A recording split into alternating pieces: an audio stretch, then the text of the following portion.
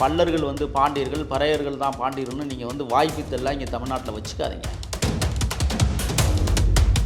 சேர சோழ பாண்டியன் வந்து எங்களுக்கு மன்னர்கள் என்பதை நான் ஏற்றுக்கொள்ளவே முடியாது. இப்போ இவங்க அதுக்குள்ளே வந்து சாதி சாயம் பூசிக்கிட்டு இருக்கிறாங்க. பல்லர்கள் வந்து பாண்டியர்களாக இருந்திருப்பார்கள். நம்ம வந்து பாண்டியர்கள் வந்து பல்லர்கள்னு சொல்லிட்டா பல்லர்கள்லாம் நம்மளுக்கு ஓட்டு போட்டுருவாங்க. அப்புறம் வந்து தேவர் ஐயாவை வந்து புகழ்ந்து பேசினா நம்மளுக்கு அவங்கெல்லாம் ஓட்டு போட்டுருவாங்க. ரெட்டமலை சீனிவாசனையும் அயோத்திதாச பண்டிதனையும் புகழ்ந்து பேசினா பறையர்கள்லாம் ஓட்டு போடுவாங்க. இந்த தற்குறித்தனமான எண்ணத்தை நாம் தமிழர் கட்சி கைவிட வேண்டும். நான் புரோட்டா சுட்டேன்டா ஒத்து நானாவது புரோட்டா சுட்டு தின்ன வேண்டாம். மலத்தையா திங்கிறீங்க நீங்கள்லாம். நான் புரோட்டா சுடுறான், அவன் மாதம் புரோட்டா சுட்டோம். இப்போ என்னப்போ நீ எங்கே விளக்கு வச்சு பார்த்தியா? நாங்கள் காடுகளில் கலனி வருகிற போது நீ எங்கே டவுசர் கூட மாட்டியிருக்க மாட்டேன். இதெல்லாம் என்ன தெரியும் தமிழ்நாட்டு அரசியலை பற்றி? வாடா மேற்கு தொடர்ச்சி மலை காடுகளில் ஒரு 3 மலை ஏறி பள்ளத்தாக்கில் இறங்கிப்பாரு. உன் குண்டி நட்டமோடு நிற்கிறாளேன்னு பார்ப்போம்.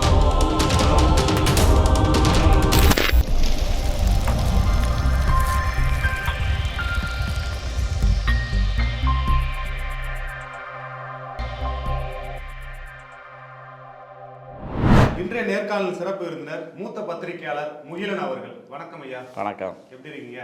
சிறப்பாக இருக்கேன். நீங்க சொன்னீங்க உங்களை வந்து 2 நாள்ல வீரப்பன் அவர்கள் கூட காட்டுல வாழ்ந்துதான் நக்கல் பண்றாரு அப்படின்னு. ஆனா இன்னைக்கும் பாத்தீங்கன்னா விடுதலை புலிகள் தலைவர் பிரபாகரன் அவர்களோட வந்து இவரு நம்ம வைகோ அவர்கள் இருந்த வீடியோ இருக்கு. ஆமா இருக்கு. திருமாவளவன் அவர்கள் இருந்த வீடியோ ஆதாரம் இருக்கு. கண்டிப்பா. ஆனா இவர் சீமான் இவரோட எந்த ஆதாரமும் வீடியோவும் நம்ம கிட்ட இல்ல, நம்ம பார்த்தது இல்ல.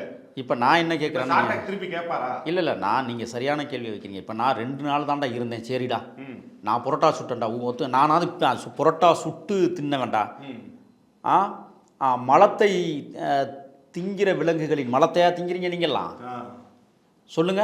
மனித மலத்தை தின்ற நன்றிகள் அது நான் சொல்ல மாட்டேன், அதை நீங்களே புரிஞ்சுக்குங்க. மனித மலத்தை தின்ற மலத்தை தின்றவனா இவன்? நான் புரோட்டா சாப்பிட்டேன். நான் ஏதோ எனக்கு பிடிச்சதை நான் சாப்பிட்டப்பா. அப்போ உனக்கு பிடிச்சது இது அதுதானா? சமைச்சு சாப்பிட்றேன். இப்போ என்னன்னா இந்த விஷயத்தில் என்னென்னா இவன் இருக்கிற சமைக்கிற சமையல் கலைஞர்களை அல்லது வீட்டில் சமைக்கிற அவங்க அக்கா தங்கச்சி அவங்க பொண்டாட்டி அவன் மாமியா எல்லாரையுமே இழிவுபடுத்துகிற வேலை தான் இது. சமையலை வந்து கேவலப்படுத்துகிறான் ஒருவன் என்றால் இதை விட என்ன கேவலம் இருக்குது சொல்லுங்கள் பார்ப்போம். சமைச்சு தானே சாப்பிட முடியும். அது சமையல் பணி என்பது கேவலமானதா? புரோட்டா சுடுறான், அவன் மாதம் புரோட்டா சுட்டோம். இப்போ என்னப்போ புரோட்டா சுட்டோம்டா. நீ எங்கே விளக்கு வச்சு பார்த்தியா? நாங்கள் காடுகளில் கலனி வருகிற போது நீ எங்கே டவுசர் கூட மாட்டியிருக்க மாட்டேன். ஒரு நாளும் சீமானை பார்த்து அந்த கேள்வி கேட்டது இல்லையா? அதை கேட்க வேண்டியதானே. தேசிய தலைவரை போய் சந்திச்சு அதை பண்ணுனேன் இதை பண்ணேன், அவரையே சமையல்காரனாக்கி அவரை வந்து ஆமகரி சமைச்சு போட்டார். அது இட்லி AK 74 ரக துப்பாக்கி, அது சாதாரண துப்பாக்கியில். அதை போய் சர்ச் பண்ணோம்னா ஜப்பானில் அது பொம்மை துப்பாக்கி, குழந்தை விளையாடுற துப்பாக்கியாக இருக்குது. அது உன் தலைவன் வந்து பொம்மை துப்பாக்கி எடுத்து புறக்கிட்டு காட்டிக்கிட்டு அப்படியே சுட்டானா அப்படியே பளிச்சுன்னு போய் அடிச்சிச்சான் தோட்ட. டே பைத்தியக்காரங்களா, யாரடா நீங்கள்லாம் வந்து இந்த வேலை பண்ணிக்கிட்டு இருக்கிறேன்? இன்னொன்று சொல்கிறான் இந்த சாக்கடைங்கிறவன், நம்ம கட்சியை பற்றி நம்மளை பற்றி எவனாவது பேசுனா உடனே எதிர்த்தாக்குதல் வேற மாதிரி இருக்கு. என்னடா தாக்க போறா நீ? இல்லை இப்படியே தான் சொன்னாரு. ஆனா ஜெயிலுக்குள்ள போயிட்டு ஆணுறுப்பு அழகிருச்சுன்னு கெஞ்சி கூத்தாடி வெளியே வந்து. ஐயோ பாவம். நான் வாடா சந்தன காட்டுக்கு வா, ஆணுறுப்புக்கு வைத்தியம்லாம் அங்கே நாங்கள் பார்த்து விடுறோம். அப்படி சொல்லிதான் வெளியே வந்தது. அவரே ஒரு பேட்டில் சொல்லியிருந்தார். இல்லை அதான் இப்போ உனக்கு இப்போ வந்து கீழே வந்து சிறுநீரகங்கள் சேலந்து போச்சு, சிறுநீரக தண்டும் சேலந்து போச்சுன்னா வா, மாதேஸ்வரம் மலைக்கு கீழே ஒடுக்காப்பள்ளம்னு ஒரு ஊர் இருக்குது. அந்த ஊருக்கு உள்ளே போனோம்னா அடர்ந்த வனப்பகுதி.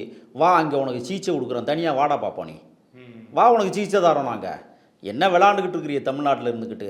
அதாவதுங்க இவங்களுக்கு திமுகவை பிடிக்கலைன்னு சொன்னால் திட்டு உன்னை யார் வேண்டான்னா திமுக அதற்கு நான் என்ன இருக்கிறேன், திராவிட முன்னேற்ற கழக அரசு வெக்கங்கட்ட அரசாக இருக்கிறது. இவ்வளவு வார்த்தைகளை விட்டு பேசிக்கிட்டு இருக்கிறான் ஒருத்தன் தமிழ்நாட்டில், சாதிகளை இழிவுபடுத்துகிறான். இவனை இன்னமும் நடமாட்ட விட்டுக்கிட்டு இருக்கிறதா இப்போ கேவலமாக இருக்குது தமிழ்நாடு. இந்த சாதி வெறி வந்து ஒரு உயர்ந்த காவல்துறை அதிகாரியை பார்த்து கேட்குற அளவுக்கு போயிடுச்சு. ஆமாம், நீங்கள் இல்லை காவல்துறை அதிகாரி வந்து ஒரு பெரிய கொம்பன் கிடையாது. நான் என்ன சொல்கிறேன்னா சட்டத்திற்கு உட்பட்டு நடக்கணும். சட்டத்தை மீறுகிறவர்கள் எவராக இருந்தாலும் தண்டிக்கப்பட வேண்டும் என்பதுதான் நம்மளுடைய ஆழ்ந்த கருத்து. இன்றைக்கி நம்ம பேசி கொண்டிருக்கிற நேரத்தில் ஏன்னா திரௌபதினு ஒரு படத்தை பண்ண அப்படி ஒரு படம் வந்துச்சா என்னன்னு எனக்கு தெரியல. அப்படி அந்த படத்தை வந்து டைரக்டர் செய்த இயக்குனர் வேலை செய்த மோகன் சீனு ஒருத்தர் ஏதோ அந்த குண்டா இருப்பான் பாருங்க, ஏதோ வந்து அது என்ன பப்ஸ்பன் மாதிரி அந்த அந்த அந்த பையன் வந்து இன்றைக்கி வந்து கைது செய்யப்பட்டிருக்கிறான். தெரியுமா உங்களுக்கு? செய்தி பார்த்தீங்களா? மோகன்சிங்கிறவன் இன்னைக்கு கைது செய்யப்பட்டிருக்கான். எதுக்குன்னா பஞ்சாமிர்தத்தில் வந்து கருக்கலைப்பு மருந்துகள் கலக்கப்பட்டு பைத்தியக்காரா இப்போ திருப்பதி லட்டில் வந்து மாட்டு கொழுப்பு இருந்தது, அங்கே வந்து பன்றி கொழுப்புகள் இருந்தது, மீன் எண்ணெய்கள் இருந்ததுன்னா அது சுவையை கூட்டும். நான் மாட்டு கொழுப்பு தின்றுருக்கிறேன், பன்றி கொழுப்பு தின்றுருக்கிறேன், அது ரொம்ப அற்புதமான சுவையை தரக்கூடிய ஒரு விஷயம். அதை தின்னா எவனும் சாக மாட்டான். அது உடம்புக்கு வலிமை சேர்க்கக்கூடிய ஒரு புரதச்சத்துகள். இப்போ அதை வந்து அந்த லட்டில் வந்து அதெல்லாம் சேர்த்துட்டாங்கன்னு சொன்னால் சந்தோஷத்துக்குரியது. மனிதன் சாப்பிட்ற பொருள் அதுவும் ஒன்று தானே. இப்போ இவன் வந்து என்னடான்னா கருக்கலைப்பு மருந்து என்ன டேஸ்ட்டாக இருக்குமா, அப்போ இவன் ஏதோ தின்னு பார்த்துருக்குறான்னு நான் நினைக்கிறேன். இந்த மோகன் சிங்கினவன் கருக்கலைப்பு மருந்தை வந்து சுவைத்து பார்த்துருக்குறான். அது இனிக்குமா புளிக்குமான்னு அவன்கிட்ட தான் இனிமேல் காவல்துறை விசாரிக்கணும். ஏன்டா பழனி பஞ்சாமிர்தத்தில் போய் ஏற்கனவே அது வந்து பேரிச்சம்பழங்கள், வாழைப்பழங்கள் நான் சாப்பிடுவேன். ஏன்னா எங்கள் ஊருக்கும் பழனிக்கும் ரொம்ப பக்கம். நாங்கள்லாம் எங்கள் செட்டிநாட்டு சீமையிலேருந்து வருடந்தோறும் வந்து மொட்டையடிக்கிறதுக்காகவே கால்நடையாக நடந்து ஒரு 200 கிலோமீட்டர் நடந்தே போயிட்டு நடந்தே வருவாங்க. அப்படியெல்லாம் வந்து எங்கள் செட்டிநாட்டு சீமையில் இன்றைக்கும் அந்த பழனிக்கு நடப்பது வழக்கமாக வைத்திருக்கிறார்கள். போயிட்டு பஞ்சாமிர்த கதையெல்லாம் சொன்னால் பயங்கரமான சிறுமை. எங்கள் அம்மாவெல்லாம் பழனிக்கு போயிட்டு வந்து பஞ்சாமிர்தத்தை குருதானிக்கில் ஒழிச்சு வச்சு மண்ணை போட்டு மூசி வச்சுருக்கோம். நாங்கள் பறந்த ஏறி அதை உடைச்சி அந்த பஞ்சாமிர்தத்தை தின்னு விட்டு திருப்பி மண்ணை குழச்சி மூடி வச்சு விட்டு வந்த வரலாறுகள் உண்டு. பஞ்சாமிர்தத்துக்கு அவ்வளவு சுவை உண்டு. அதில் போய் எப்படா வந்து கருக்கலைப்புக்கான மருந்தை கலப்பாங்க? என்னோட பைத்தியக்காரங்கிட்ட பதில் சொல்லிட்டு இருக்கிறீங்களா? இவங்கெல்லாம் சனாதனவாதிகள், இவங்கெல்லாம் ஒழிக்கப்பட வேண்டும் என்று சொல்லுகிறேன். இவங்க வந்து இப்போ என்னென்னா இப்போ முருகன்ட்ட வந்துட்டாங்க. தமிழ் கடவுளாக இருக்கக்கூடிய, தமிழ் கடவுளாக விளங்கக்கூடிய முப்பாட்டன் முருகனை இழிவுபடுத்துகிற விதத்தில் இன்றைக்கி கருக்கலைப்பு மருந்து. அப்போ நான் என்னடா கேட்குறேன்னா, 20 வருஷத்துக்கு முன்னாடி கருக்கலைப்பு மருந்துன்னு ஒன்று இருந்துச்சாடா? பப்பாளி பழத்தையும் தக்காளி பழத்தையும் தின்னு தாண்டா கருக்கலைச்ச வரலாறுகள் உண்டுன்னு சொல்லுவாங்க பெரியவங்க.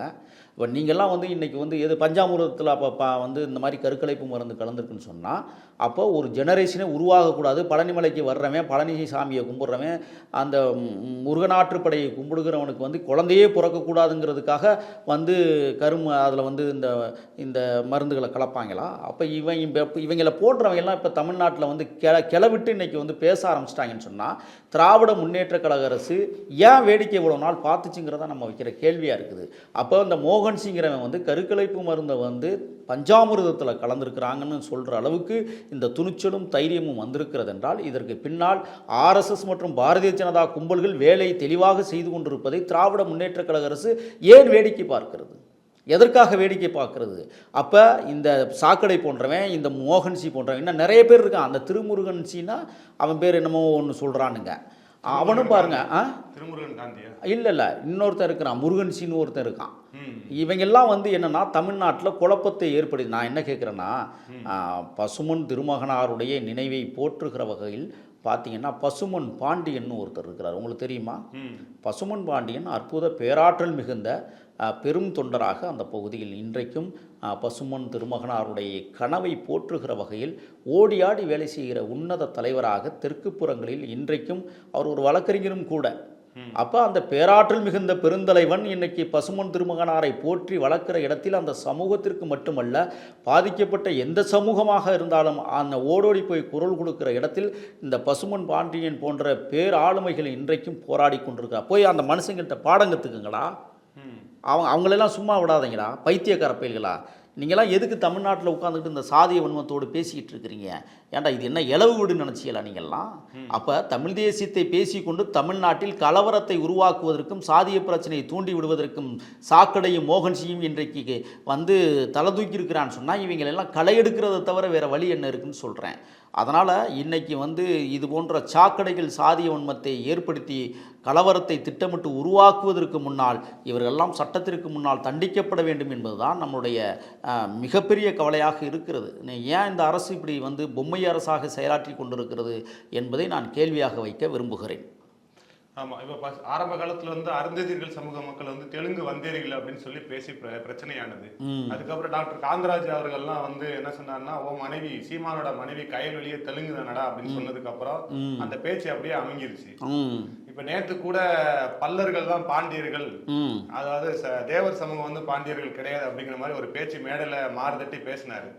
அதுக்கு பலத்த எதிர்ப்பு கிளம்பின உடனே யூடியூப்ல போயிட்டு என்ன சொல்லிட்டாரு, தேவேந்திர குல வேளாளர் மக்கள் மட்டும் பாண்டியர்கள் கிடையாது, ம் அவங்களும் ஒரு பாண்டியர்கள் அப்படின்னு வந்து மண்டி போடுற மாதிரி பேசியிருக்காரு. பைத்தியக்கார பள்ளியெல்லாம் வரலாறை படிங்கடா. ம். 2000 ஆண்டுகளுக்கு பிறகு தான் நான் பாண்டிய மன்னன் ஒருத்தன் இருந்தேன் அப்படிங்கிறதுல இயற்கையில் நான் புராணங்களை நம்புவதில்லை.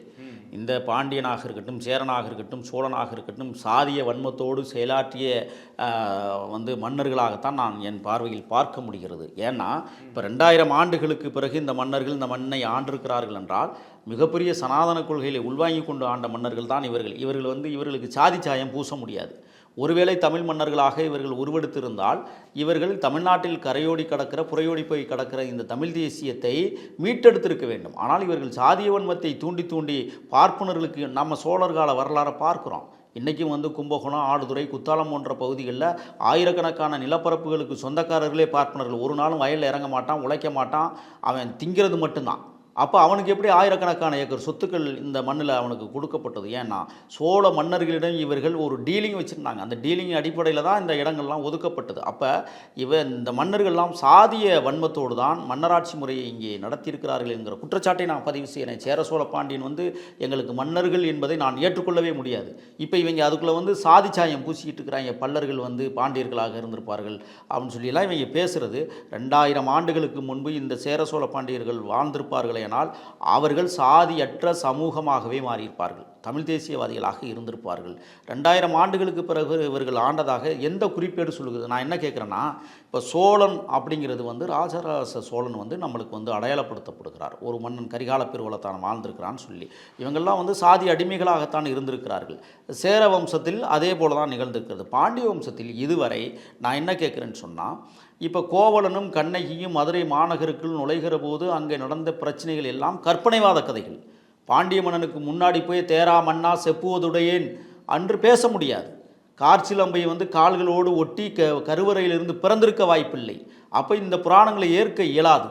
அப்போ பாண்டிய மன்னன் வந்து பல்லர்கள் பறையர்கள் என்று இவங்க வந்து இப்போ என்னென்னா இருக்கிற அந்த காலத்து மன்னர்களை சாதிகளாக கூறு போடுகிற வேலையை செய்து கொண்டிருக்கிறார்கள். எப்படி வந்து பசுமன் திருமகனாரை பண்பட்ட தலைவரை இவர்கள் தேவராக்கினார்களோ, பெரும்படுகார் அவர்களை இந்த தேசத்தினுடைய மிகச்சிறந்த போராளியாக இருந்த ஆங்கிலேய படைகளை எதிர்த்து ஒழித்த மாபெரும் இந்த மண்ணின் மைந்தரை போய் முத்திரையராகவும், தீரன் சின்னமலை அவர்களை மேற்கு புறத்தில் சேர மண்டலத்தில் அவன் போராடி ஆங்கிலேய ஏகாதிபத்தியத்தை அடியோடு விரட்ட வேண்டும் என்று அவன் கர்ஜித்து கொண்ட போர் முறையை இவர்கள் கேவலப்படுத்தி அவரை போய் கவுண்டராகவும் மாற்றுகிற கொடுஞ்செயலை தொடர்ந்து தமிழ்நாட்டில் ஈடுபடுத்தி கொண்டிருப்பது நாம் தமிழர் கட்சி என்கிற வெற்று கட்சி தான். தொடர்ந்து இதுபோன்ற தலைவர்களை சாதிய தலைவர்களாக உருவாக்கி கொண்டிருப்பது ஏற்புடையதல்ல. அதனால் நான் என்ன சொல்கிறேன்னு சொன்னால், பல்லர்கள் வந்து பாண்டியர்கள், பறையர்கள் தான் பாண்டியர்கள்னு நீங்கள் வந்து வாய்ப்பித்தெல்லாம் இங்கே தமிழ்நாட்டில் வச்சுக்காதீங்க. அந்த மன்னர்கள் எந்த கோணத்தில் ஆண்டார்கள், எப்படி ஆண்டார்கள் என்பது வரலாறு வேண்டும்.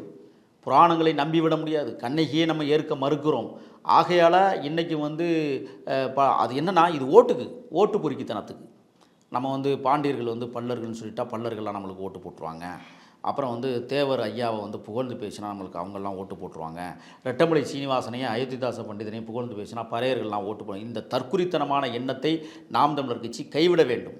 இந்த மண்ணில் பிறந்த அனைத்து தலைவர்களும் இந்த சமூகத்திற்காக, தமிழ் சமூகத்திற்காக, தமிழ் தேசியத்திற்காக தன்னை ஒப்படைத்த தலைவர்கள். என்ன ஒரு பைசா தமிழ் புத்தகம் பார்த்துருக்கிறியா? அந்த இதில் படிச்சிருக்கிறியா நீ ஒரு நாளாவது? அயோத்திதாசர் பண்டிதர் போட்டு அந்த ஒரு பைசா தமிழனை வந்து நீ படித்து தெரிஞ்சுக்க. முதல்ல என்ன விளாட்றீங்க? யார்கிட்ட இருக்கிற மன்னர்கள் எல்லாம் சாதியாக்குறது இருக்கிற போராடி. நான் என்ன கேட்குறேன்னா, ஆங்கிலேய பேரரசை விரட்டுவதற்கு அந்தந்த மாகாணங்களில் அந்தந்த மன்னர்கள் போராடி வெற்றி பெற்றார்கள். இப்போ வந்து மருது சகோதரர்கள் என்ன அவன் ஜாதிக்காக போராடினாங்களா?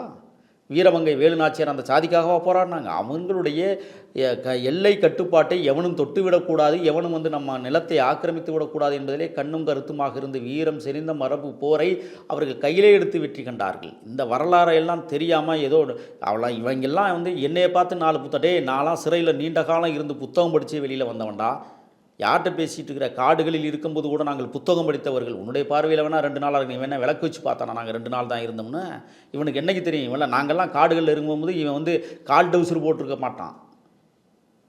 இவனுக்கெல்லாம் என்ன தெரியும் தமிழ்நாட்டு அரசியலை பற்றி? இவனுக்கெல்லாம் என்ன டே நான் தான் சொல்கிறேன்ல, வாடா மேற்கு தொடர்ச்சி மலை காடுகளில் ஒரு 3 மலை ஏறி பள்ளத்தாக்கில் இறங்கிப்பார், உன் குண்டி நட்டம் ஓட்டுக்கு நிற்கிதா இல்லைன்னு பார்ப்போனா.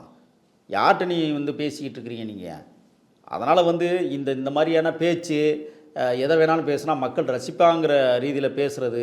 இந்த அண்மையில் என் ஊரில் போய் இந்த சீமான் பேசிட்டு வந்தான். அங்கே பாருங்கள், அந்த மண் வந்து சிவந்த மண், யூக்கலிப்டஸ் காடுகள் நிறைந்த மண். அரசாங்கம் தான் அந்த காடுகளை வந்து அங்கே போட்டது. கிட்டத்தட்ட ஆயிரக்கணக்கான ஏக்கர் நிலங்களில் அது பயிரிடப்பட்டிருக்கிறது.